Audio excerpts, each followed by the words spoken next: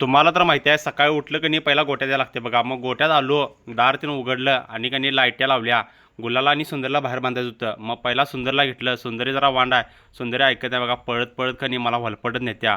मग तिथनं गुलाल जरा शांत आहे. गुलाला मग बाहेर काढलं आणि मग त्यासनी का नाही दारात बांधायला लागते सकाळ सकाळी. मग दारातून बांधून घेतलं. त्यानंतर आलो बघा गोट्यात. गोट्यात आलं का नाही पहिला शान काढ लागते बघा. हे असं आमची गाय का नाही ले राड होत्या बघा. का नाही रोज का नाही हाकत्या पण त्यात आणि मुत्या पण त्यात आणि का नाही ले घाण करत्या. मग शांततेनं असं सकाळ सकाळी का नाही काढायचं, म्हणजे कामं केलं का नाही तंदुरुस्त राहते माणूस. मग शांततेनं काढून झाल्यानंतर मग दुसरं काय काम असते, धुमी करावं लागते बघा. मग धुमीसाठी का नाही एक का नाही असं घमील घ्यायचं आणि त्यात का नाही सोयाबीनचा कोंडा जरा घालायचा आणि काड्यापेटी लावून का नाही धूर करायचा. धुमी केली का नाही मच्छर वगैरे चावत नाहीत मसरासनी आणि आपल्याला पण चावत नाहीत. त्यामुळं काय टेन्शन नाही. मग अशी धुमी केली आणि शेणकुटं त्यानं घातली बघा.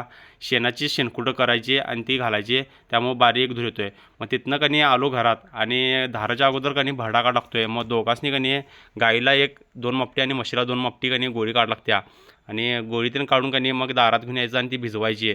मग त्यानंतर बसलो, मग पांढऱ्या गाईची धार काढला बघा.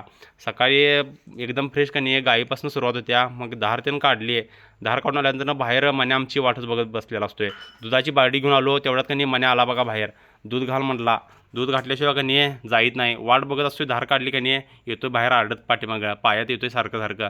मग मण्याला घातलं बघा दूध. मण्या मग निवांत इथं पीत बसला. मग तिथनं आलो म्हशीची धार काढायला. मग म्हशीची धार काढायच्या अगोदर का नाही सुरुवातीला का नाही 1 पेलाभर मारायचं दूध आणि मग तिथनं धार काढायची. त्याच्याशिवाय आपलं काय कामाची सुरुवात होत नाही.